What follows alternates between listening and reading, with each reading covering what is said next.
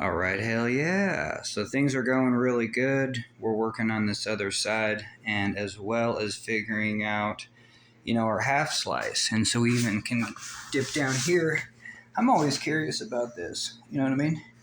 And so hell yeah, and I think that is just about the right angle for a half slice. I can always increase this as much as I want. Looking at it, it seems like I want more, but we're going to go right to there. So you know what I mean? Is that going to be not enough?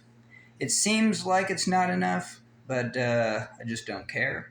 And the whole idea is to maybe make this kind of a play boat. And again, this is a skeleton. I can always add on to that. And so, hell yeah. And that was one of the big things with this build is like, hey, I can always add on. It's difficult to remove, especially if I start fiberglassing. Okay, hell yeah. So we got the final shape for this. And this, you know what I mean, was also one of the other videos that I made, or maybe just thoughts in my head, is that if you have these at opposite angles, then I think it allows you to do some cool stuff, like especially if you're dropping in sideways. So let's say we're downriver, and this boat is going to drop in sideways like this. There is more of a chance that this will stab straight downstream, because what's happening is that if we drop in at an angle, this is hella curved around here, and then so you just hit up against this face, and then the whole boat just turns sideways instantly. And so this is, I would call this, you might as well call it raker. Do you call it rake or just raker? But hell yeah. So I think it'd just be like opposite raker. I think I'm just making up that word. Sounds like a bicycle term or something. But hell yeah, I think you get it. So hell, we're pretty straight here, but we have a couple inches going that way. This one, we're doing two things. That one looks more. And then the other element of this was, like, obviously we have to have, like, if it is an asymmetric boat, hey, I can just sit back there. I never even have to come up here as the cockpit. But, it just makes sense to have a cockpit height. And so we will have a cockpit height right here. And then we can always do two things. We can have a zigzag pocket. So if I'm up at this bench height, so we'll work on that. But essentially there could be two trains of thought. Is that one, if you actually did plug the bow, water could fill in here. You know what I mean? So you could have like ports, you know what I mean? Like 2-inch holes along here, where if you did start to plug, maybe you would pick up like a gallon of water or more, you know what I mean? So those holes could be as big as, possible, or as many of them as possible, to where you're not going to get foot entrapped through them. But you are going to have like a bench seat up here, you know what I mean? So I definitely don't want to change the cockpit. The cockpit, basically, I am changing it a little bit, from the square or the rectangle. We are going to make an impression, like I think we're going to make an impression right here. And it's either right here or towards the back. I kind of forget.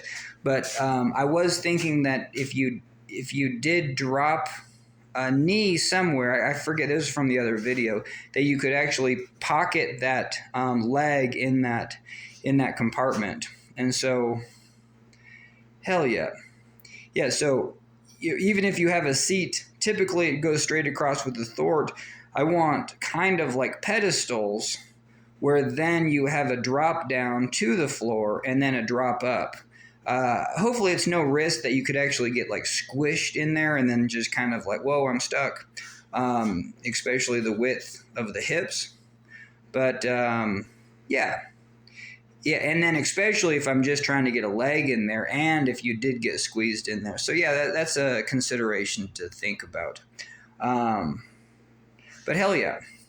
So anyway, because the other thing I was thinking about is, like, if you had it like just like this could be like a rescue boat where you could just climb in here, and you know what I mean? That actually might be a pretty cool design where, this rocker is high enough that you're just and if you stabbed a wave, man, these are going to pick up the juice, the buoyancy. and then that stab is going to sub. Like I've seen, there's only a few footages of the kind of class 5R1ers getting subbed, but man, when they do get subbed, this whole thing becomes remarkably stable. And so you have that element of, especially if the center gets subbed, and then that is, gotta stop stuttering.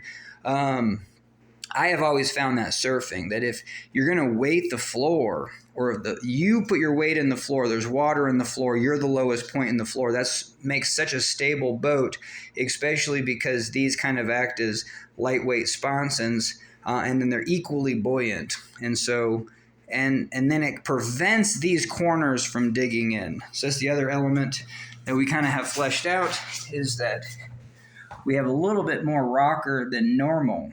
And yeah, I would say a lot more rocker in the bow than a normal boat. And then we're trying to eliminate that corner. This corner is still pretty sharp, but we talked about how if I'm on the other side, that thing's going to be a foot. Like this is neutral and it's already 6 inches out. Now over here, we kind of did more of it was flat profile, and we might have like helped it along. So it could be similar profile. We have a narrower width. So that width is going to be 11 inches at the max, and this was 12 inches. And it's just kind of fascinating because now we do have a little lopsided boat, narrower. And so if I am over here, you know what I mean, is this leverage, like, and this side is the more tippy. Like if I actually put it on this side, like, hey, that leverage is really going to drop it back. Where over here is the more the planing side. But what I really need to figure out is if this isn't enough leverage, but I think it's nice and balanced. Does that make sense? Like if this is a big planing surface, it's stable anyway, and it doesn't need a lot of counter, what do you call that? Like cantilever. But if I'm over here, just on a narrower platform on an edgier surface, then it is nice to have that heavy edge dropping back. Okay, so hell yeah. So I think before tonight, we should be able to kind of flesh out this corner. And I'm in the garage, and I don't know if the neighbors can hear me talking, so I should tone it down. All right, hell yeah, booyah. All right, hell yeah. So it's going pretty good. So we got another bike box, and that pretty much covers the entire length, especially all the way to this back. So hell yeah. And then we're just going to work on the front. Like we have to kind of patch it a little bit, but I want it narrower than this front. And so hell yeah. And I'm going to put in another baffle, and then we'll be able to flip it over and then start to cut it and then tape the corner at the bottom. And then hell yeah, then it should be flushed out. All right, hell yeah. So this process is going pretty good. We got the boat flipped upside down, and we kind of have the final shape. You know what I mean? A definitely protruded floor, stair steps, and then this is the back. And so that's going to be the half slice. But I mean, the way that we have it right now, it looks like a playboat. But you just never know with a large boat if you can even get that into the water. And the deal is I'm going to be sitting kind of right there in that corner. And so this is about the farthest back I can actually, get to weight that back end. So hell yeah. And this is coming along pretty good. I got a pretty good technique. Take let's see. All right, hell yeah. Might as well show you something. I don't know if you can see this at all, but if I come in just like right here and then just stab, that makes a perfect line. So then I just come in through here and score that. And I can just do small sections at a time. It's best if this is tapered, and not overhung. So then it feeds right up and makes a nice little solid corner. Whoops, sorry about that. So hell yeah, nice that that's tapered. It doesn't work if that sticks up. That's kind of a bummer. So hell yeah. I'm just saying that that's the best way. And then, just again, just kind of stab it flush. Have those marks come all the way through. And And hell yeah. All right, not rocket science, but booyah. But it's just kind of nice to find some techniques that work, especially when you're just trying to get the shape that you want. You know what I mean? That's the most important thing that I'm going for is like, hey, get the shape and then make it look, good. All right, hell yeah.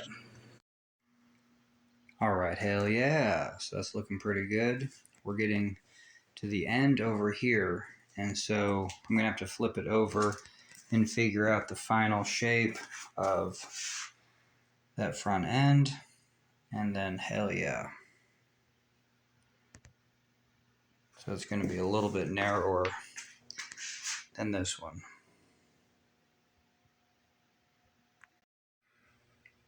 All right, hell yeah. And I really do think there is a let's see, what am I saying?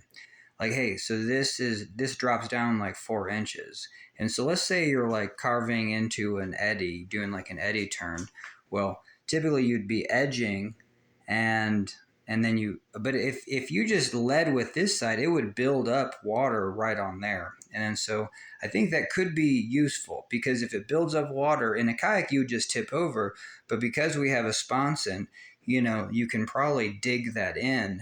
And so you could do different things that you wouldn't be able to do in a kayak with something that would catch water and then stabilize on a sponson. And so that's kind of what I wanted to do with a surf, because when you're surfing a hole, your upstream tube is what's biting. And if it bites here, it's going to just really crank it into a flip. But if it bites underneath the boat, then it's going to bite and then maybe hit a sponson. And if that sponson doesn't have corners, that was kind of the idea. If you're surfing a hole and you get it to bite right there, then it'll bite, hit maybe a flat surface right here, and then you can work your way up the wave. And so that was a real attribute that I wanted to put in this. Booyah.